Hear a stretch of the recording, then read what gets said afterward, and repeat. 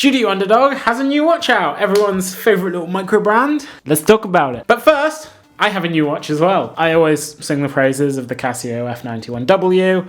So I saw one out today, and being the weak-willed, I bought one. Rate my new watch. I'm actually really enjoying it already. It's just cool, feature-rich, and a bit retro. I'm not a watch expert. I'm just a nerd who likes watches. So if you disagree with me about anything, or if I get anything wrong, put it in the comments. I'm happy to have a discussion. Just don't be a Right, Studio Underd0g, the people who make the cool melon chronograph. That's what they're known for, isn't it? The 01Series, a whole series of different cool little chronographs. I like them.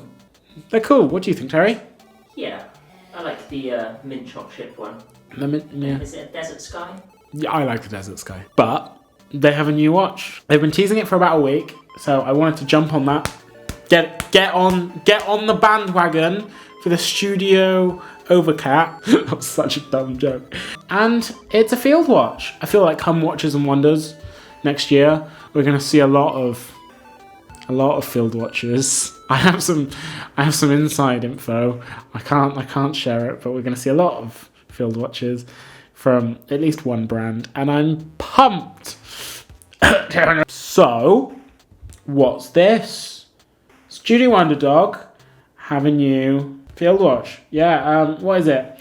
It's cool. It's called the Series 2, or the 02Series, rather. It's not available yet. It's not available to buy. Just like everything to do with Studio Underd0g, you can't buy one. You have to wait. It's going to be available in 14 days. So, November, start of November. First 500 watches will be delivered before Christmas. First 1,000 will receive a free UV lume torch. Wow. All orders will also receive a free single pass strap. To be honest, I really like a double pass NATO because do you know how to use a NATO strap properly?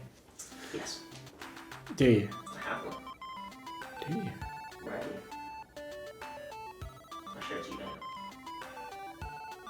It's green. And what watch are you getting to use that on, Terry? Rolex. Which Rolex? Cellini. You're gonna yeah, NATO on a Rolex Cellini. You heard it here first, folks. Terry is an absolute monster. Beeping hell, Terrence. Right, so back to the actual watch we're making a video about. It's got an 18mm lug width. It's got a 46mm lug to lug with a 12mm depth. Oh, it's 37mm. It's a 37mm case diameter with 12mm deep. It looks cool. It's very loomy. It's very, very loomy. It is a field watch with... So this is weird, okay? This is weird. It looks like all of the numerals and everything are suspended above the dial. Makes me a little bit nervous for a field watch, because most field watches just have painted on dials. And there's a reason for that. Like, Hamilton explained it to me. You don't want to make a field watch overcomplicated, because if you knock it, or you beep around with it, you beep it up, you can break stuff off in the dial, so it's like floating around and a bit buggered.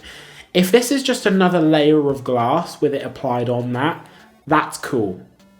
If they've gone fancy with it in another way and it's things to break, don't like that, because it's a field watch, it's made to be bumped around. So, comes in a range of colours, 4 that I can see. It's got pink lemonade, which is very Studio Underd0g-esque. Looks cool. It's got Stephanie blue. It's got full moon. And it's got midnight. Obviously, none of those names are normal, because when you're actually coming up with names for watches and stuff, you can't just use normal names for colours. They've all got to be Stephanie blue.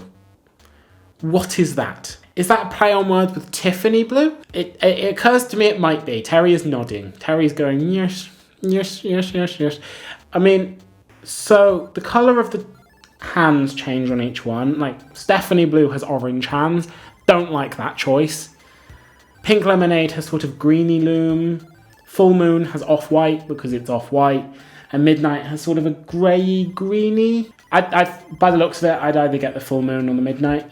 They look cool. Pink Lemonade is nice as well. I don't think I'd get the Stephanie Blue, simply for the orange hands. Terry did point out a design difference or a design choice that's a bit in his opinion, and I'm fairly inclined to agree with him. What was that, Terry? Screws on the dial. Screws on the dial. They look odd. They just look odd. I don't know why they need to be there. 2 screws in the middle of the dial. I've not known a manufacturer to not be able to design a watch and not have screws coming out the middle of the dial. It might be for that suspended layer for the hour markers and all of the details and everything. Could just be for that to fix it in place, but I'm not so keen on having screws in the middle of the dial. We'll see how it looks if I ever get my hands on one. It uses Superluminova, so that's cool. Sort of an industry standard now, but we still like it. Uses 316L stainless steel. Again, sort of an industry standard. You'd expect it. It's the same steel as Tudor uses. I mean, even my Mr. Jones, that was less than £500, uses 316L steel. That's got some nice benefits though. I mean, it's slightly anti-magnetic. I found out at Bremont. Video coming soon. Subscribe. Make sure you don't miss that. Bell icon on. Ding. Yeah, do you like that, Terry? Do you like that? This is a field watch. I will be interested to find out whether it's got a screw down crown, because that with a field watch does give a very nice extra level of security, but it does have 100 meters water resistance either way, so we like. Now, this watch is not automatic, it's mechanical, just like Studio Underd0g's other watch. I'll be interested to know what movement it uses. Okay, this is good. Do you know what movement it uses? It's a Salita movement, which is Swiss. So Studio Underd0g's other line, I believe, uses Chinese movements. Nothing really wrong with them, but it does explain the price on a mechanical chronograph that it uses, that they can make like a £500. Are they still £500? These ones? These are £800 now. No, I mean the chronographs. Yeah, so they're chronographs, mechanical chronographs are £500. They use Chinese movement. Very pretty Chinese movements, but they still hold a stigma, rightly or wrongly. They hold a stigma, and they are a lot cheaper to produce. This watch, that Terry just said, is not £500. It is retailing at £800. That's a bold choice for a 38mm field watch. I mean, it looks pretty, but that's a bold choice. 42-hour power reserve, so not even that impressive. 4 Hz beat rate, but yeah, that's Salita movement. That's good. We like that, and it's also got, it's got a sapphire crystal and everything. What do we think of this watch? £800, looks good, looks very nice quality and everything. Oh, and the case back is like a jellyfish design. It's not really much to say about the case back. It's a cool etching thing of a jellyfish. I like it. I like the watch. I like the way they've gone with the dial and the numerals and everything, but it's risky. Their other watch did really well by being incredible value for money. What? A mechanical chronograph with a fun, cool, funky dial for £500? And now they've made a 38mm field watch, manual wind, for £800. If you want a 38mm manual wind Swiss field watch, you go for Hamilton. Like, NATO strap, 38mm, manual wind, Swiss movement. I mean, it doesn't have the loom, it lacks some features.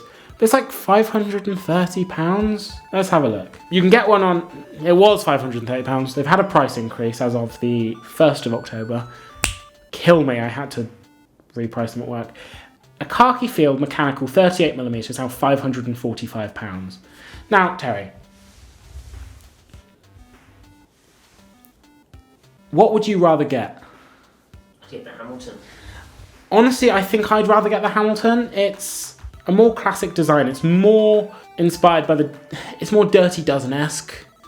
quality. Yeah, and if you want to go for a premium field watch, you sort of skip the round about £1,000 segment. You go for IWC.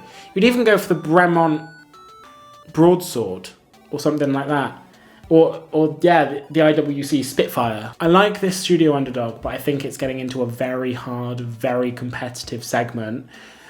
And I'm not sure it's doing enough to stand out. It's cool that it's made in Britain. I actually really like the design. It's a field watch, so it's not going to be too bold. They've done some really cool things with the design, but I think at the price it is at, it's really going to struggle to succeed compared with its funkier, cheaper Chinese movement brother.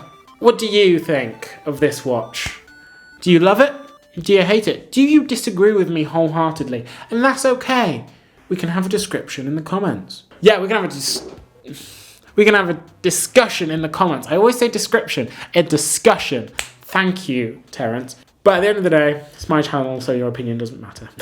We're going to go eat some chicken now, Slim Chickens. If you've not had it, it's lovely and we love it. And what do you think of my new watch? F91W. I mean, I'm sipping on my own Kool-Aid. I'm living by my own words. Everyone needs one. If you like watches, you need an F91W. And I have one now, so that's good. Right, like, subscribe, comment, and watch yourselves.